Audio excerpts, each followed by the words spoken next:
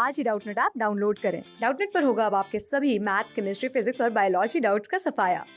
बस अपने क्वेश्चन की फोटो खींचो, उसे क्रॉप करो और तुरंत वीडियो सोल्यूशन पाओ। Download now. क्वेश्चन में पूछा गया है कि जो इंडिविजुअल्स एक दूसरे के क्लोन होंगे उनका इनमें से कौन सा कैरेक्टरिस्टिक आपस में सेम होगा। अब हमें पता है कि लिविंग ऑर्गेनिजम्स जब ऑफस्प्रिंग्स प्रोड्यूस करते हैं या खुद से सिमिलर यंग वंस को वो राइज देते हैं तो इस प्रोसेस को रिप्रोडक्शन कहा जाता है। और ये मेनली दो मोड से लिविंग ऑर्गेनिजम्स में होती है, जिसमें से एक होता है एसेक्सुअल रिप्रोडक्शन और एक होती है हमारे पास सेक्सुअल रिप्रोडक्शन। दोनों में मेनली फर्क क्या होता है? सेक्सुअल रिप्रोडक्शन में हम देखते हैं कि दो हेप्लॉइड सेल्स आपस में फ्यूज करते हैं, जिसको फर्टिलाइजेशन की प्रोसेस कहा जाता है, और इन सेल्स को हम गैमीट्स कहते हैं। तो दो गैमीट्स यानी मेल और फीमेल गैमीट आपस में फ्यूज करके जाइगोट नाम का एक सिंगल सेल बनाते हैं, और यही जाइगोट आगे जाकर एम्ब्रियो बनेगा जो ऑफस्प्रिंग को या नए इंडिविजुअल को राइज देता है। जबकि एसेक्सुअल रिप्रोडक्शन में हम देखेंगे कि दो पेरेंट्स इन्वॉल्व नहीं होते, मेल और फीमेल अलग अलग गैमीट्स इसमें इन्वॉल्व नहीं होते, बल्कि एक सिंगल इंडिविजुअल या एक अकेला पेरेंट ऑफस्प्रिंग बनाता है। और ऐसे में हम देखते हैं कि जो ऑफस्प्रिंग प्रोड्यूस होते हैं वो पेरेंट से मॉर्फोलॉजिकली और जेनेटिकली दोनों नज़र से आइडेंटिकल होते हैं या पेरेंट की एग्जैक्ट कॉपी होते हैं। और साथ ही साथ ये ऑफस्प्रिंग्स एक दूसरे की भी एग्जैक्ट कॉपी होते हैं, तो हम कह सकते हैं कि ये क्लोन होते हैं। क्योंकि यहाँ पर एक ही पेरेंट है जो ऑफस्प्रिंग प्रोड्यूस कर रहा है, तो कोई जेनेटिक वेरिएशन नहीं आती जैसा कि सेक्सुअल रिप्रोडक्शन में आती है। क्योंकि मेल और फीमेल दो गैमीट्स जब आपस में फ्यूज करते हैं तो दोनों पेरेंट्स के कैरेक्टरिस्टिक्स कंबाइन हो जाते हैं, रिकॉम्बिनेशन होती है और हमें एक यूनिक जेनेटिक कॉम्बिनेशन देखने को मिलता है।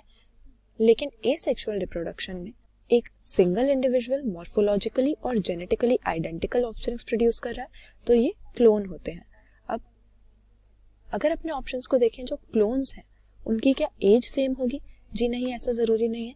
मॉर्फोलॉजिकली और जेनेटिकली वो सेम होते हैं, लेकिन पेरेंट जो है, जो सिंगल इंडिविजुअल ऑफस्प्रिंग्स प्रोड्यूस कर रहा है, उसकी एज तो हमेशा ऑफस्प्रिंग से ज्यादा होगी, भले ही वो ऑफस्प्रिंग उसके जैसे बिल्कुल एग्जैक्ट कॉपी हो। इसलिए एज सेम होना जरूरी नहीं है। फिर हमें दिया हुआ है हाइट। अब हाइट ऐसा फैक्टर है जो मॉर्फोलॉजी में आ जाता है, लेकिन कई सारे ऐसे कैरेक्टरिस्टिक्स होते हैं जो एनवायरमेंटल फैक्टर्स पे भी बेस्ड होते हैं। यानी कि हो सकता है कि दो ऑर्गेनिजम्स आपस में क्लोन हो। अगर आइडेंटिकल ट्विंस को भी हम ले लें तो वो बिल्कुल एग्जैक्ट कॉपी होते हैं एक दूसरे की, लेकिन अगर एक को न्यूट्रिशन अच्छे से मिलेगा और एक को नहीं मिलेगा इतना अच्छा, तो उनकी हाइट में फर्क आ सकता है। एक की हाइट ज्यादा बढ़ सकती है और एक की कम रह जाए, ऐसा हो सकता है। तो जरूरी नहीं है कि क्लोन्स की हाइट सेम हो।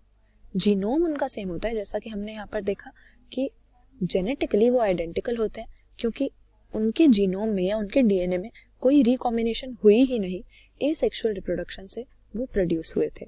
Same number of leaves, again ये जरूरी नहीं है। अगर कोई प्लांट्स हैं दो जो आपस में क्लोन है, तो एक पे पत्ते ज्यादा और एक पे कम हो सकते हैं, क्योंकि कोई भी चांस इवेंट नेचर में हो सकता है, कोई भी एक्सीडेंट हो सकता है। हो सकता है एक प्लांट को किसी ब्राउजिंग एनिमल ने ग्रेज कर लिया हो और उसके पत्ते कम हो जाएं, तो नंबर ऑफ लीव्स या फॉलिएज भी जरूरी नहीं है कि क्लोन्स का सेम हो। तो यहाँ पर क्लोन इंडिविजुअल्स की क्या चीज सेम होती है? एज हमेशा सेम नहीं होगी, क्योंकि पेरेंट की एज उसके आइडेंटिकल ऑफस्प्रिंग से ज्यादा होगी। फिर हाइट भी सेम नहीं होगी, क्योंकि ये एनवायरमेंटल और फिजियोलॉजिकल फैक्टर्स पे बेस्ड हो सकती है। जीनोम इनका सेम होगा, क्योंकि कोई भी जेनेटिक रिकॉम्बिनेशन क्लोन्स की फॉर्मेशन के दौरान नहीं हुई है। नंबर ऑफ लीव्स भी सेम हो, ऐसा जरूरी नहीं है। इसीलिए option C correct answer mark कर देंगे। क्लोन्स में क्या हमेशा सेम होगा? इनका जीनोम या इनका जेनेटिक मेकअप। क्लास 6 से 12 से लेके नीट, IIT, जेई मेंस और एडवांस के लेवल तक 10 मिलियन से ज्यादा स्टूडेंट्स का भरोसा। आज ही डाउनलोड करें डाउटनेट ऐप या व्हाट्सएप कीजिए अपने डाउट्स 8400 400 400 पर।